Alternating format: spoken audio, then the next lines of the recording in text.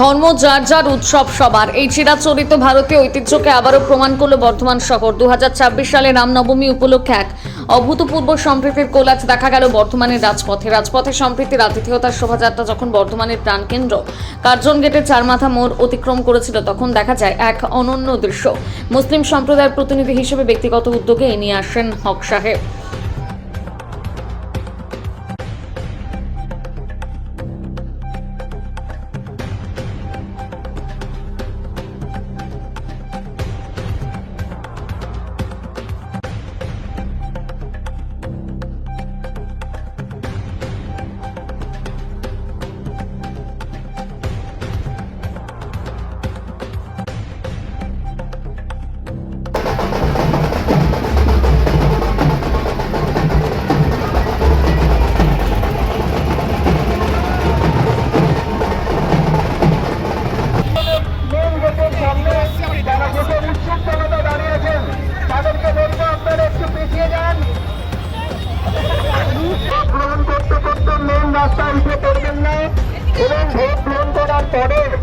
একটা নির্দিষ্ট স্থানে আমাদের ডাস্টবিন বিভিন্ন জায়গায় রাখা আছে।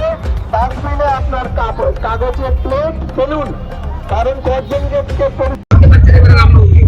এবারে রাম মন্দিরের রামনবমীর যে উৎসব, এটা সত্যি একটা আলাদা মাত্রা এনেছে আমাদের বর্তমানে। আমাদের যারা সনাতনী আমরা রয়েছি, আমরা যারা হিন্দু ধর্মাবলম্বী আমরা যারা রয়েছি, তারা আশা করেছিলাম যে হ্যাঁ এবারে একটা কিছু হবে, কিন্তু এবারে যা রামনবমীর যা পরিবেশ, যে সুষ্ঠু পরিবেশ, মানুষের যে আগ্রহ, মানুষের যে চাহিদা, সত্যি বর্ধমানবাসীর পক্ষ থেকে যারা রামনবমী পালন করছে, আমরা রামনবমী উদযাপন সমিতির পক্ষ থেকে তাদেরকে অসংখ্য ওইখান থেকে শোভাযাত্রা শুরু হয়েছে। মানুষের মধ্যে একটা উচ্ছ্বাস উদ্দীপনা রয়েছে বিরাট। প্রত্যেকটা অঞ্চল থেকে আমি যা দেখলাম, প্রত্যেকটা পাড়া, প্রত্যেকটা অঞ্চল থেকে অন্ততপক্ষে 4 থেকে 5টা করে শোভাযাত্রা বেরিয়েছে, এবং এই শোভাযাত্রা প্রত্যেকে ধার্মিক অনুষ্ঠান আচার মেনেই কিন্তু তারা এরা বার করেছে। সকালবেলায় রামলালার পুজো হয়েছে তাদের স্থানীয় এলাকায়, এবং তারা সন্ধ্যা আরতি করে তারা একটা শোভাযাত্রায় অংশ নিয়েছে। অপূর্ব, অকল্পনীয় এবারে নাম। আমার নাম তিতাস চৌধুরী। এই বছরের বক্তব্য একটাই, মানুষ জেগেছে।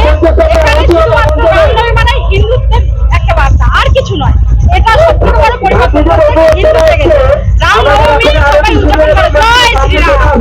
এখান থেকে শুরু হয়েছে যাত্রা, এখনো পর্যন্ত রাত হয়ে গেল। এত মানুষের ভিড়, এত মানে এটা এর আগের বছর এত মানুষের ভিড় দেখা গেছে, এবারে একটু বেশি মনে হচ্ছে।